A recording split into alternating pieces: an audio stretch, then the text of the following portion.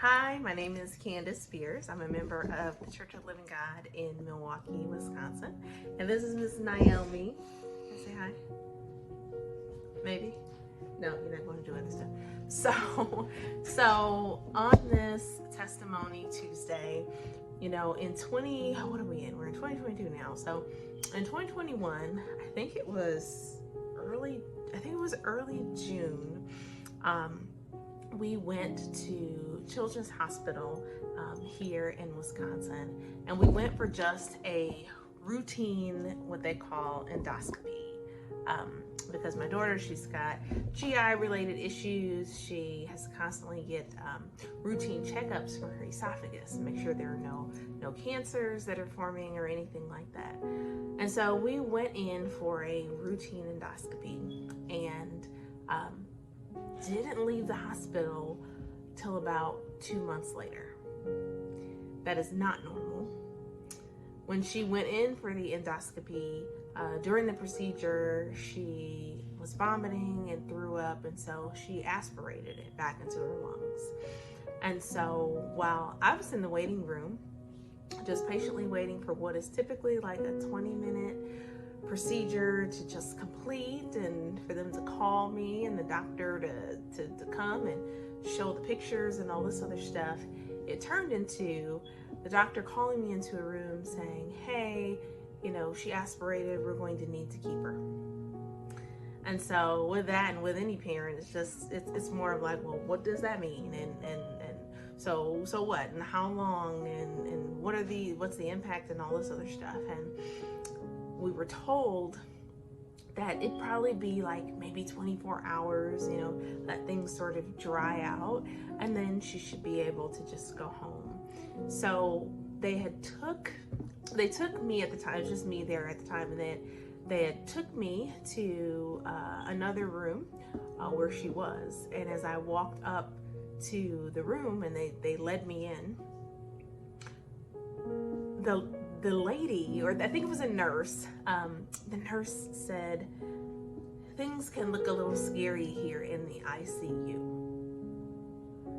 And I just had to stop in my tracks, because I'm thinking, wait, we are where? We are in the ICU.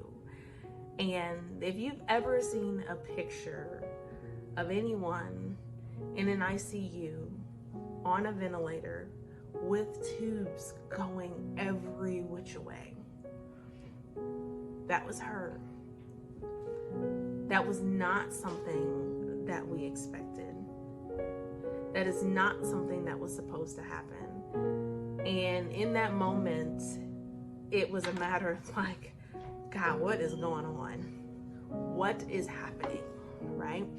It was hard for me to control my tears. Of course, my husband had made it there and called family and all that to just sort of, hey, this is what's going on. Just keep her in your prayers. Should be good. She wasn't at a place where she could just talk, because they had her fully on the ventilator, and it was just a scene never before seen. And so time went on, and it literally became week after week, and new things popped up. New behaviors popped up. She wasn't able to keep any food down. She ended up needing a blood transfusion. We saw everybody from oncology to renal to neurology, and almost every test you could imagine in that hospital to try and figure out almost a new thing every week. Well, why won't food stay down? Well, why are her sugar levels looking this way while she was in the hospital? We ended up finding out that she had type 2 diabetes. Her H1AC was extremely high. So if you know anything about diabetes, she was in that 8 to 10 range, I think it was, and sugar levels at 400, and just so much was happening, right? And it was such a place of being out of control. And so many times we go through life feeling like we're in control, until those moments happen that remind you that no, you don't control anything. right? It all belongs to God. It's all God's power. It has always been and always will be, even when we thought it was. And so I'm just grateful to God. I'm grateful for the prayers of the saints. I am grateful.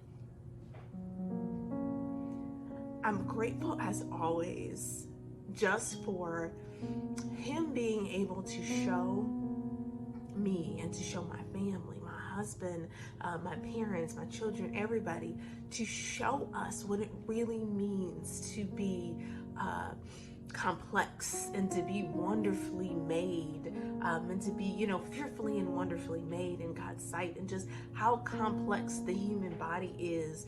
That's one of the things that I'm already grateful for with her. She's on the autism spectrum, right? Has some special needs, things going on. The things that we take for granted, being able to walk at the right age, being able to fully talk and have conversations and full sentences. And God is so awesome in everything that he has done, everything that he has created, and everything perfect in its own way, in its own time. And for that, I'm grateful. And for those of us who have the pleasure to experience it, even though it does not appear to be pleasure while you were going through it, but to be able to see up close what God is capable of and who he is, and that he still sees the pathway through and he still keeps us through everything, is amazing. So I am grateful.